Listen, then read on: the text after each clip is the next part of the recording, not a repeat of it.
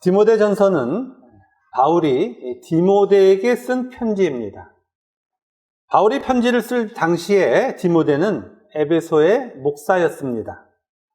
디모데전서는 목사 디모데가 에베소 교회를 목회할 때에 따라야 할 하나님의 뜻을 기록하고 있습니다.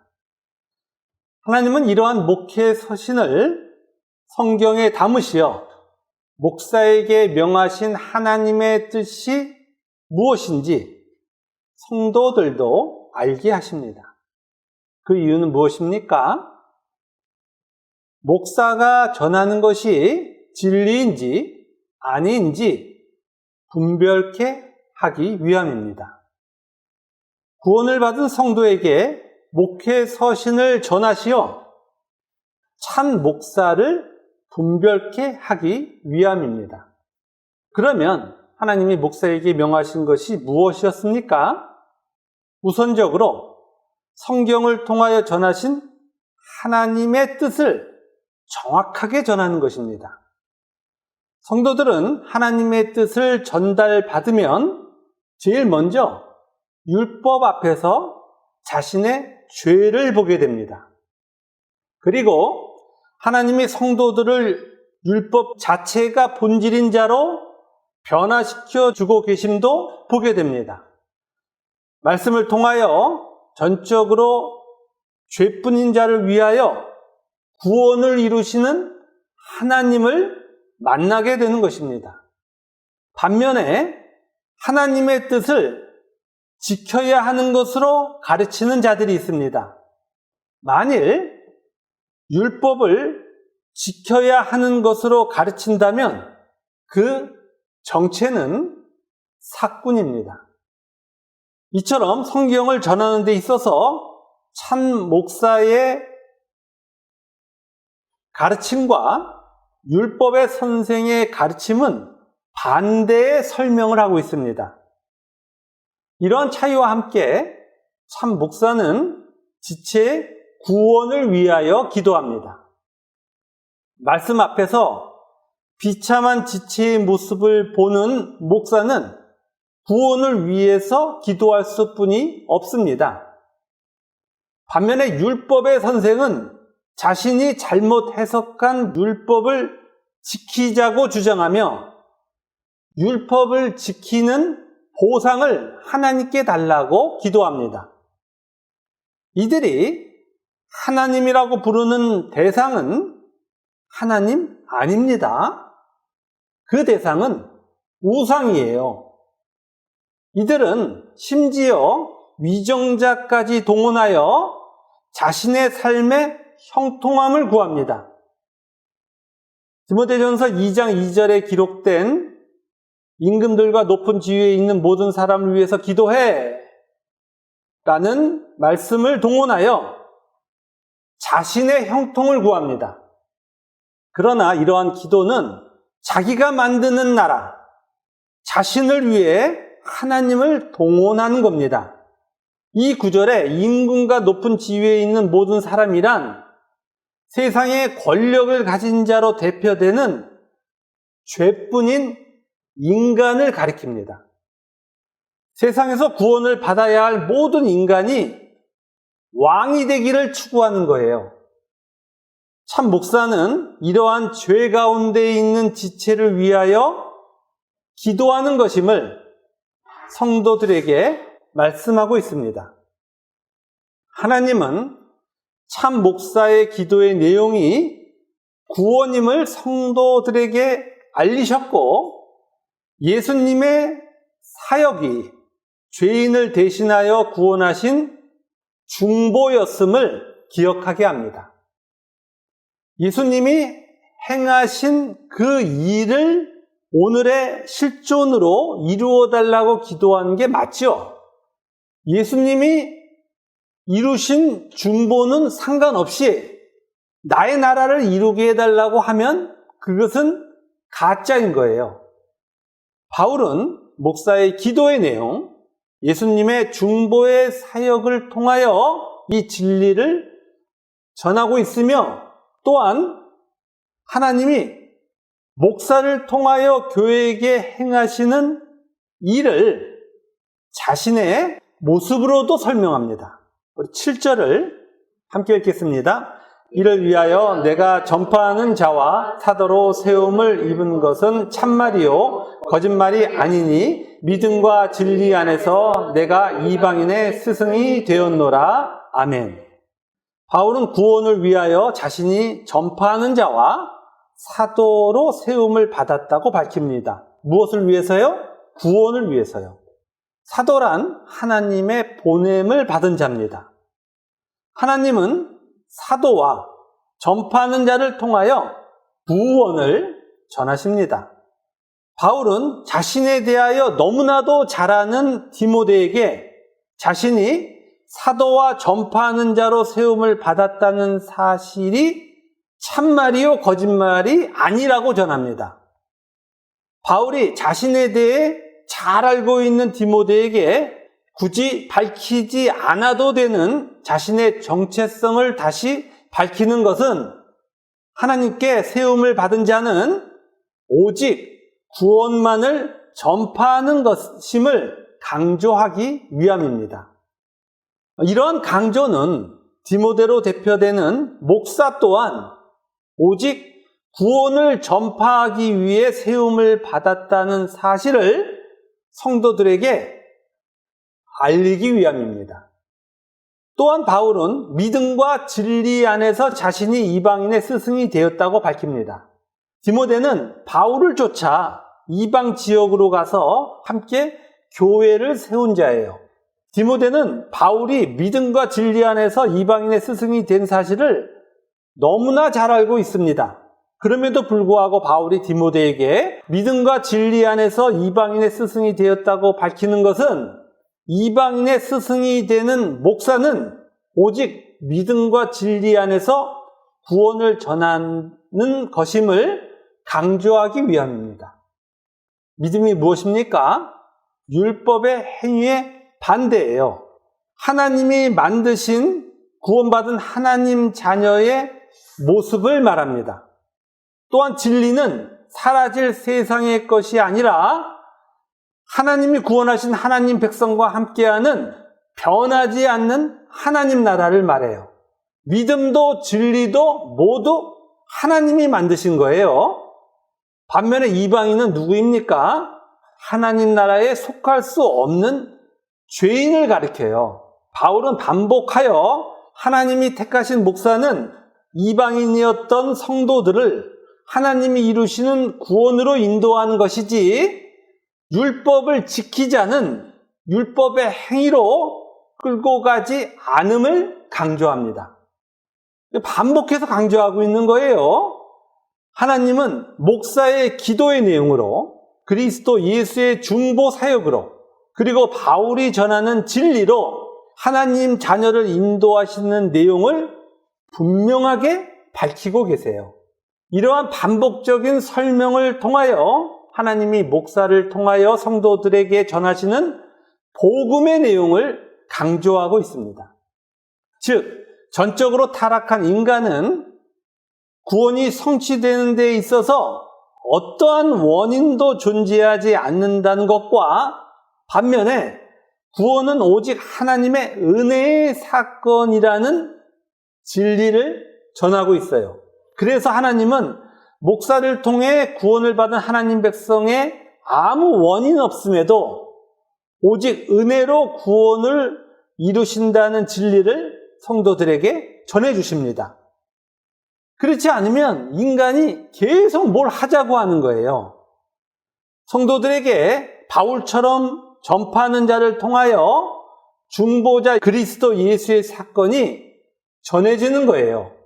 중보자 예수 그리스도가 이루신 구원을 통하여 우선적으로 하나님 자녀가 된 목사는 하나님이 전하라고 하는 그 진리가 바로 하나님의 은혜며 성도의 전적 타락이라고 하는 것을 전하는 거예요. 이 진리를 성도들은 들으며 하나님 자녀로 변하는 겁니다. 구원을 받은 하나님 자녀의 존재적 변화가 이 세상 속에 있는 거예요.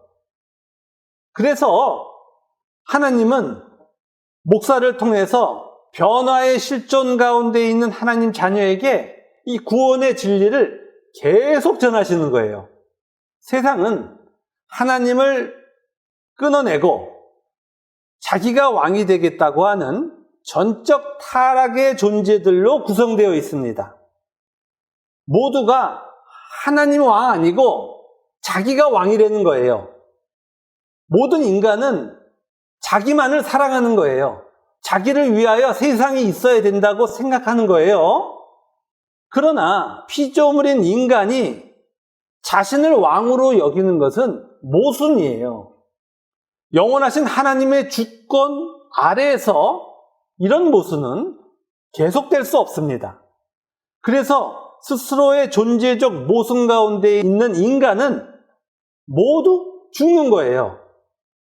스스로의 존재적 모순 가운데 인간이 있기에 성경은 죄의 삭시 사망이라고 말씀하고 있습니다. 모든 인간은 죽은 거예요. 이러한 인간에게 하나님은 구원의 기회를 주셨습니다.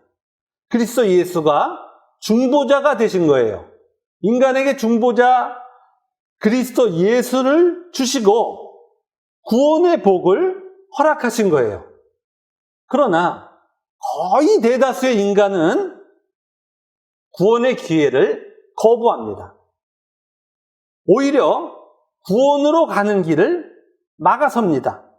세상은 교회까지도 자신들의 모순으로 채우려고 하고 있어요. 그건 역사의 사건이에요.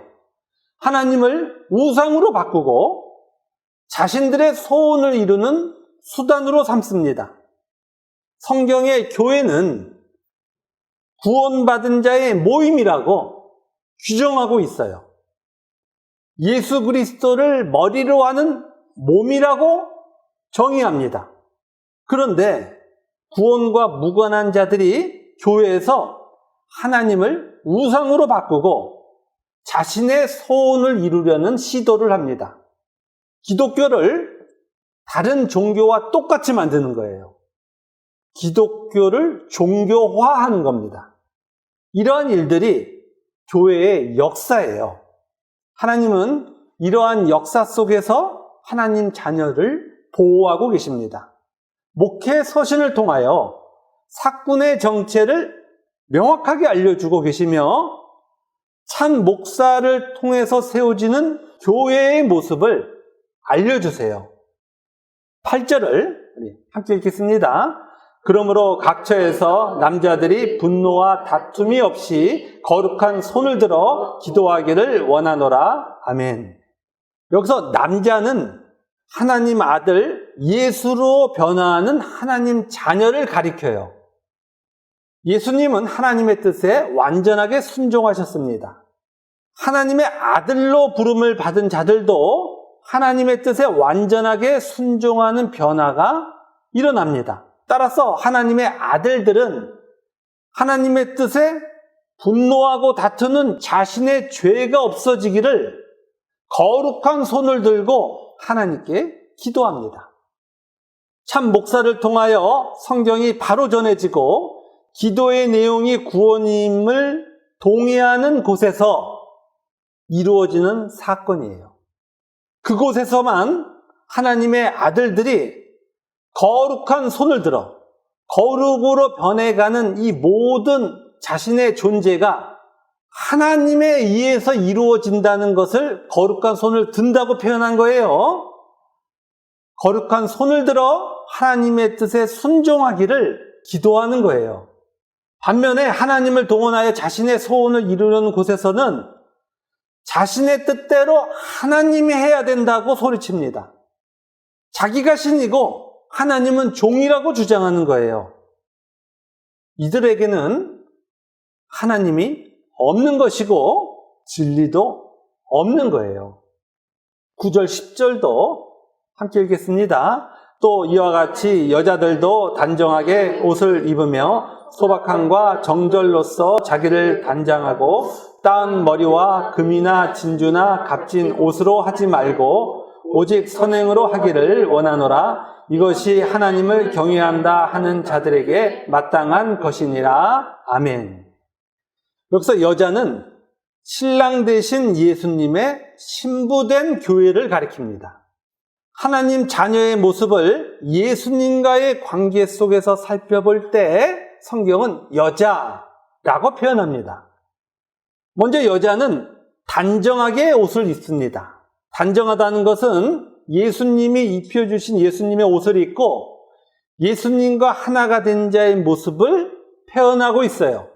예수님의 옷을 입고 예수님의 모습이 나타날 때 성경은 단정해라고 표현하는 거예요. 또한 소박함과 정절로서 자기를 단장하는 것은 신부된 하나님 자녀에게 소박함과 정절이 나타남을 가리킵니다.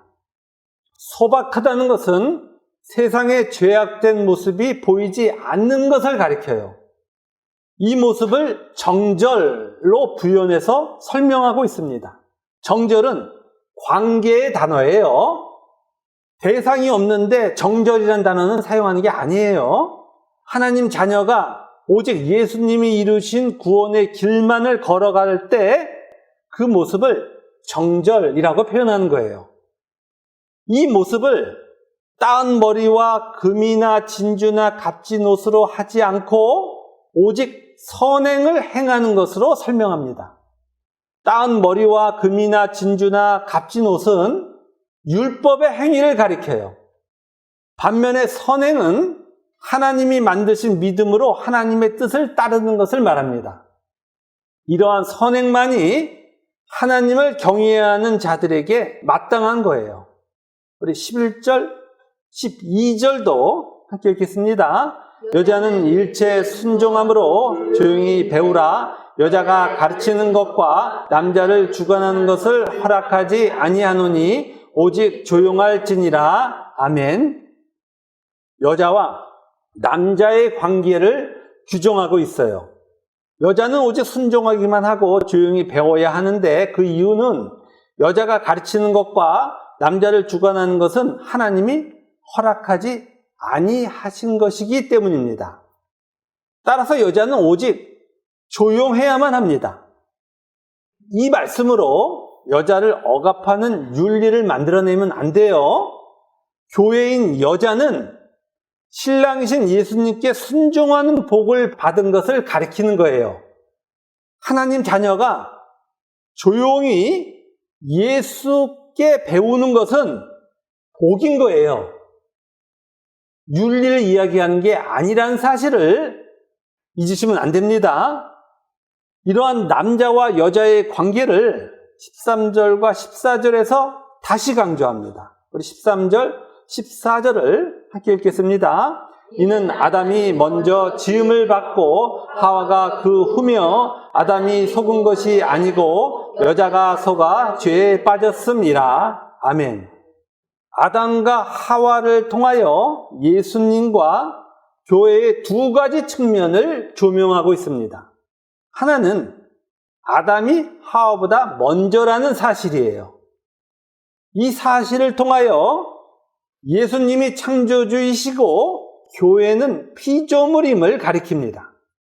창조주와 피조물의 관계를 통하여 성경은 질문합니다.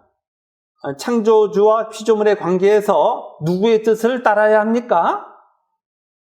창조주의 뜻을 따라야 합니다. 그리고 아담과 하와를 통하여 조명하고 있는 또 하나의 사실은 예수님이 죄를 지은 것이 아니고 하나님 백성이 죄를 지었다는 사실이에요.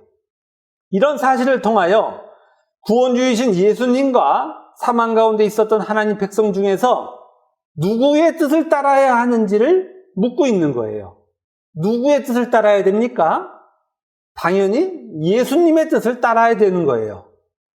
즉, 창조와 구원의 어떠한 관점에서 살펴보더라도 창조주이시고 구원주이신 예수님의 뜻을 하나님 자녀가 따르는 것이 맞는 거예요. 그 사실을 설명하고 있는 겁니다. 즉 15절과 같은 모습으로 구원은 이루어지는 겁니다. 우리 15절을 함께 읽겠습니다. 그러나 여자들이 만일 정숙함으로써 믿음과 사랑과 거룩함에 거하면 그의 해산함으로 구원을 얻으리라. 아멘. 여기서 그러나는 여자가 죄에 빠진 사실에 대한 그러나를 말합니다. 그 앞에 바로 기록되어 있기 때문에 사망에 처한 하나님 자녀에 대한 구원 사건을 설명하겠다는 접속사예요. 즉 구원은 여자들이 정숙함으로써 믿음과 사랑과 거룩함에 거하면 그의 해산함으로 얻는 겁니다. 여기서 정숙함이란 헬라어 소프로시네스의 번역이에요. 마음의 바른 상태를 말합니다. 하나님이 거하실 수 있는 마음의 바른 상태를 정숙으로 번역한 거예요. 하나님이 우리에게 거하시려면 우리에게 하나님이 청결한 마음을 주시는 거예요. 디모데전서 1장 시작할 때 설명드렸습니다. 하나님은 하나님 자녀를 구원하시어 우리들의 마음을 바꾸고 계신 거예요. 하나님과의 바른 관계로 우리를 인도하고 계신 거예요. 또한 믿음과 사랑도 하나님이 만들어주시는 하나님 자녀의 모습이에요. 이러한 신자의 모습은 세상과 구별하여 거룩하다고 설명합니다. 이러한 정숙함으로써 믿음과 사랑과 거룩함에 거하는 모습을 오늘 15절에서 해산함으로 얻는다고 말씀하고 있습니다. 엄마가 아이를 해산하는 힘든 과정을 통과함으로써 구원이 이루어진다는 사실을 표현합니다. 그렇습니다. 구원은 사망 가운데 있던 하나님 백성을 하나님이 구원하시고 하나님이 거룩한 하나님 자녀로 바꾸시는 거예요. 예수님이 머리 되시며 그 지체된 하나님 자녀를 변화시켜 주시는 거예요. 이 과정은 해산으로 표현된 고난의 과정이에요. 구원은 여자가 아이를 품어 해산하는 과정과 동일한 거예요. 해산의 그림을 꼭 기억하십시오. 구원을 받았다는 것은 태아가 되었다는 것과 동일한 거예요. 구원은 하나님의 전적인 은혜의 사건이고 하나님이 구원을 통하여 생명을 만드시는 거예요. 하나님 자녀의 죄를 없애시고 의를 만들어 주시는 거예요. 따라서 죽은 세상이 추구하는 것과는 전혀 다른 길로 인도받게 됩니다. 그래서 하나님은 말씀으로 구원을 계속 설명해 주시는 거예요. 우리의 여전한 죄가 틈만 나면 저 세상으로 가 있어요. 그래서 우리를 모으시고 또 설명해 주시고 또 설명해 주시는 거예요.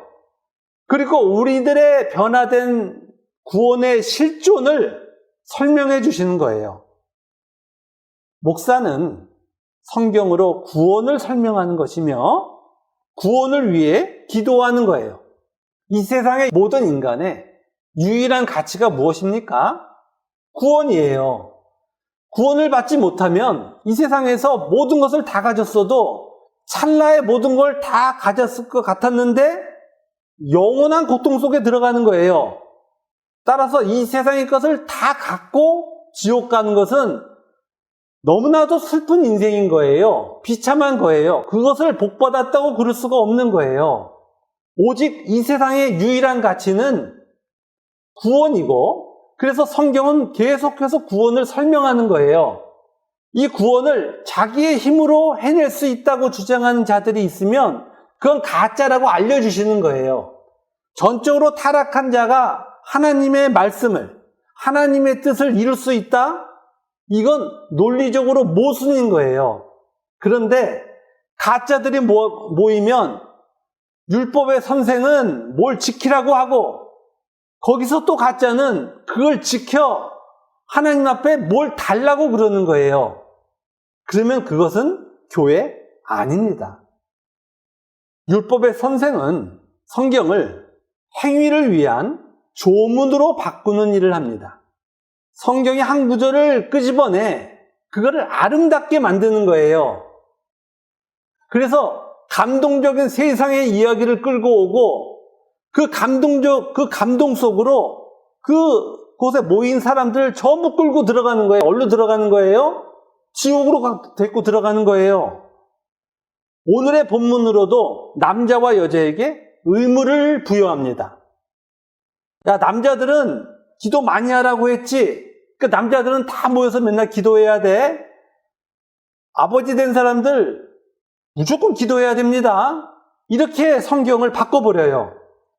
여자에게는 검소하고 정숙한 도덕적 삶을 요구합니다. 여자의 해산도 실제로 여자가 아기를 낳는 것으로 해석해요. 여자가 선악과 따먹었기 때문에 애를 낳는 고통을 겪는 것이라고 설명해요. 결혼하지 않은 분들은 해산하지 않는데 그러면 결혼하지 않은 분들은 선악과 따먹지 않은 겁니까? 황당한 해석임에도 불구하고 죽은 자들은 성경을 통하여 오직 단 하나의 목적, 자신의 소원을 이루려고 하기에 간단한 사실까지도 생각하지 않습니다. 율법의 선생들은 성경으로 지켜야 할 법만을 만들어내며 이 법을 통하여 자신을 따르는 자를 그 법의 짐에 눌리게 하여 죽음으로 끌고 가는 거예요. 왜 이런 어이없는 일이 일어납니까? 인간이 스스로 하나님을 버리고 신이 되었기 때문입니다. 자기가 신이기에 신이 법적 조문을 제시하는 것이 당연하다고 생각하는 거예요. 자신의 행위로 신이 되고 싶은 그 거짓 안에 갇혔기 때문에 율법의 조문을 법으로 해석해 주는 것을 좋아하는 거예요. 세상에 교회가 많습니다. 이렇게 십자가 걸면 다 교회라고 하잖아요. 그러나 오늘 성경은 명확히 말씀합니다. 율법의 선생이 율법을 주장하는 곳은 교회가 아니에요. 하나님은 하나님 자녀를 구원의 길로 인도해 주시기 위하여 율법과 복음을 구별할 수 있도록 성도들에게 목회 서신을 주신 것입니다. 저도 목회 서신을 읽으면서 제 모습을 자주 비추어 봅니다. 만일 저에게 사꾼의 모습이 나타난다면 저도 속히 이 목사의 직분을 내려놓아야 하기 때문입니다. 목회 서신의 말씀을 들으면서 하나님이 전하시는 진리의 내용을 점검하셔야 돼요. 하나님이 전하고자 하시는 진리와 자신이 진리라고 여기는 것이 같아야 돼요. 진리가 자신의 실존 가운데 나타나야 하는 겁니다. 구원이 자신에게 성취되고 있는지 확인하셔야 돼요. 그런데 이러한 모습이 희미하다면 긴급하게 기도하셔야 합니다. 이 세상에서 가장 비참한 것은 하나님이 주신 충분하고 완전한 구원의 길을 거부하는 거예요.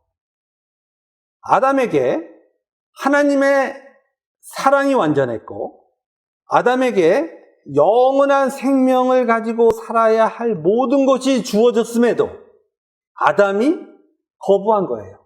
지금도 모든 인간에게 주어진 것은 구원으로 가기에 완전한 환경이에요. 하나님은 모든 인간이 구원을 받기에 합당하도록 완전한 환경을 주고 계세요.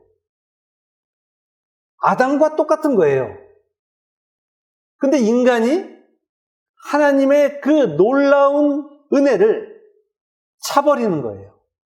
인간의 모든 관심은 자신이 신이 되는 데만 있어요. 자신이 왕이 되는 것이 자신의 인생의 목적이기에 오늘 무엇을 가질까만 생각해요. 내 바깥의 것을 소유하여 나를 만족시키려고 해요. 하나님은 내 바깥의 것을 통하여 나를 바꾸려고 하는데, 인간은 나는 괜찮으니까 내 바깥의 것을 고쳐서 내가 왕이 되겠다고 주장하는 거예요. 이러한 삶이 변화되지 않는다면 그가 아무리 교회에서 무엇을 했다고 한들 그는 율법의 행위를 전달받고 율법의 행위를 열심히 한 것에 불과한 거예요. 율법의 행위를 주장하는 것이 얼마나 무서운지를 아셔야 돼요. 안타깝게도 디모데전서 2장에 오늘 이 해산을 여자가 애 낳는 거로 해석하는 사람들이 너무 많은 거예요. 여자가 애 낳는 것, 그럼 여자가 죄 지은 것을 규정하는 거잖아요. 남자는 죄 안 졌습니까? 남자는 죄 졌으니까 땀내서 일해야 된다고요? 성경의 남자는, 그 창세기 3장의 남자는 예수 그리스도를 예표하는 것이고, 그 남자가 수고를 하여 하나님 백성을 구원하신다는 이야기예요. 성경은 모두 구원으로 설명하고 있는데, 인간은 어떻게 해서든지 성경에서 조문을 끄집어내려고 해요. 그 조문 끄집어내 붙잡으면 죽는 거예요. 얼마나 이 사실이 긴박한지 2장에서 성경의 증거수 2를 넘어서 셋의 사건으로 기록하며 그 셋이라고 하는 예시를 통하여 구원의 모습이 무엇인지를 상세하게 설명하고 있는 거예요. 인간의 죄는 다른 종교에서 보듯이 모두 경전을 만들어내는 거예요. 무엇을 하면 영원한 나라가 자기에게 주어지는지가 이 세상 인간의 영원한 죽은 후의 세상을 바라보는 관점이에요. 자기를 뭐라고 생각하는 거예요? 신이라 생각하는 거예요. 하나님을 반역한 자가 자기를 신으로 여기는 것, 그 사실을 붙잡고 있는 한 그는 지옥이라고 하는 종착역으로 갈 수뿐이 없는 겁니다. 성경이 오직 구원만을 설명하고 있다는 것을 잊으시면 안 됩니다. 두 가지를 꼭 기억하셔야 돼요. 법이 주어지는 것은 법 앞에 인간의 비참함이 뭔지를 알게 하시려는 거예요. 그 법이 주어지는 것을, 법을 통하여 자신의 비참함을 알려면 법의 내용을 알아야 돼요. 성경의 이 조문을 세상의 윤리적 시각 속에서 바라보면 성경을 보는 게 아니에요. 하나님과의 관계 속에서 이 조문을 바라보셔야 돼요. 그러면 영원한 사랑이신 하나님 앞에 자신이 뭘 하고 있는지가 드러난다고요. 그 죄가 얼마나 더러운지를 알게 된다고요. 그 죄를 알게 되는 순간 하나님의 은혜가 이제 우리에게 얼마나 큰지가 떠오르며, 그 하나님의 은혜가 우리의 인생을 어떻게 바꾸고 계신지가 보인다고요. 내게 생겨난 하나님의 의가 무엇인지 보이고, 이 의 붙잡는 거예요. 그러면 그 의를 가지고 어떤 선한 행위를, 하나님과의 관계 속에서 하나님의 뜻에 합당한 행위를 하면 그걸 자기 거라고 그래요? 아니면 하나님이 하게 하셨다고 그래요? 하나님이 하게 하셨다고 그러죠. 그래서 하나님의 뜻이 전달된, 그리고 구원의 실전 속에 있는 교회는 정죄함이 없는 거예요. 자기가 뭘 하나 근사한 걸 했어. 그걸 가지고 쟤 왜 안 해? 라고 하는 것이 없는 나라, 사랑의 나라, 그 나라가 교회인 거예요. 찰나인 세상의 시간 속에서 구원을 받는 것만이 인간의 유일한 복이라는 사실 잊지 마시고, 인간의 유일한 복인 구원이 우리 모두에게 있기를 우리는 기도하고 있습니다. 말씀을 통하여 자신의 실존을 구원의 영역 안에서 확인하시고 세상에서 유일한 구원의 복으로 인하여 하나님께 감사의 자리로 나아가는 우리 모두가 되기를 주님의 이름으로 축원합니다. 아멘.